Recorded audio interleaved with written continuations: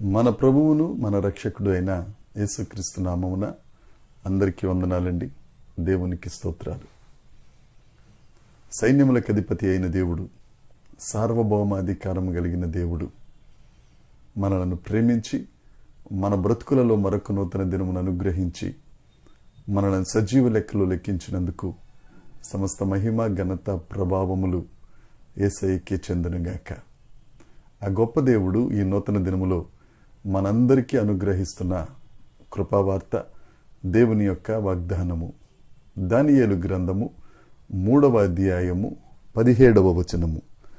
మేము సేవించుచున్న దేవుడు మండుచున్న వేడిమి గల ఈ అగ్నిలో నుండి మమ్మను తప్పించి రక్షించుటకు సమర్థుడు, మరియు నీ వశమున పడకుండా ఆయన మమ్మను రక్షించును. దేవునికి స్తోత్రం కలుగునుగాక, దేవునికి మహిమ కలుగునుగాక. మన దేవుడు మన విరోధుల చేతిలో నుండి మనల్ని రక్షించుటకు సమర్థుడు. అంతేకాదు, వారి వశమును మనల్ని పడనీయని దేవుడు.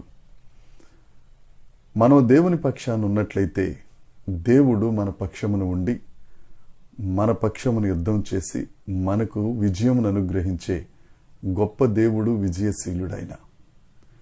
ఈ చదివిన వాక్యం మనందరికీ సుపరిచితమే.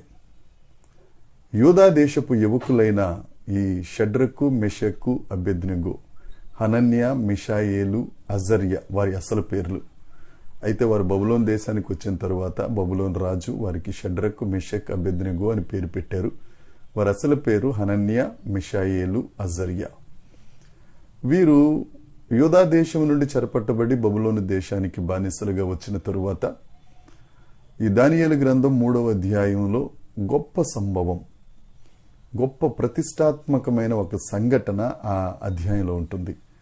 బబులోన్ రాజు తన విగ్రహాన్ని చేసుకుని దానికి నమస్కారం పెట్టమంటే ఈ హనన్య, మిషాయేలు, అజర్య నమస్కరించుటకు వారు ఒప్పుకోరు. అప్పుడు ఆ రాజు అడిగిన మాటకు వారు చెప్పిన సమాధానం, మా దేవుడు అగ్నిగుండంలో నుండి మమ్ములను రక్షించుటకు సమర్థుడు, ఆయన నీ వశమును మమ్మల్ని పడనీయడు. ఈ ముగ్గురు దేవుని పక్షమున ఉన్నారు.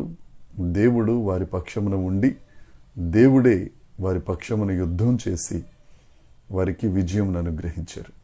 ఎప్పుడైతే ఈ ముగ్గురు రాజుకు వ్యతిరేకంగా మాట్లాడారో ఒక మండుచున్న అగ్నిగుండంలో వీరి ముగ్గురిని ఆ అగ్నిగుండంలో పడవేయగా 4వ వ్యక్తిగా యేసుక్రీస్తు ప్రభు వారి మధ్యకు వచ్చి వారితో సంచరించి వారిని రక్షించటమే కాదు, నెబుకద్నెజరు రాజు కళ్ళు తెరిపించాడు.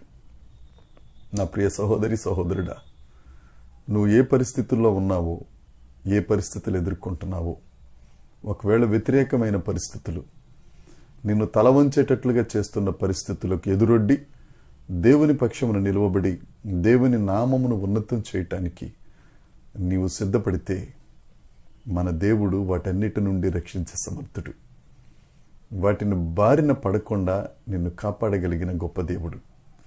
ఆయన నిన్ను ఆశీర్వదించి రాజుల కళ్ళు తెరవజేసి రాజులకు ఆశీర్వాదకరంగా, ఆశ్చర్యకరంగా నిన్ను చేయబోతున్నారు. నువ్వెవరివైనా సరే, ఏ పరిస్థితికైనా లోబడక, లొంగక దేవుని పక్షాన ఉన్నట్లయితే, దేవుణ్ణి మహిమపరచడానికి ఇష్టపడినట్లయితే, నీ పక్షమును యుద్ధం చేసేవాడు ఒక మనిషి కాదు, ఒక దేవుడు. ఆ దేవుడే నిన్ను గెలిపించి నీ పక్షము నుండి నీకు విజయం ఇవ్వబోతున్నాడు. ఈ వాగ్దానం నీ కొరకే. వాగ్దానాన్ని స్వతంత్రించుకుందాం, ఆశీర్వాదపడదాం, అనేకులకు ఆశీర్వాదకరంగా ఉందాం. దేవుని కృప మనందరికీ తోడై ఉండునుగాక. ఆమేన్, ఆమేన్, ఆమేన్.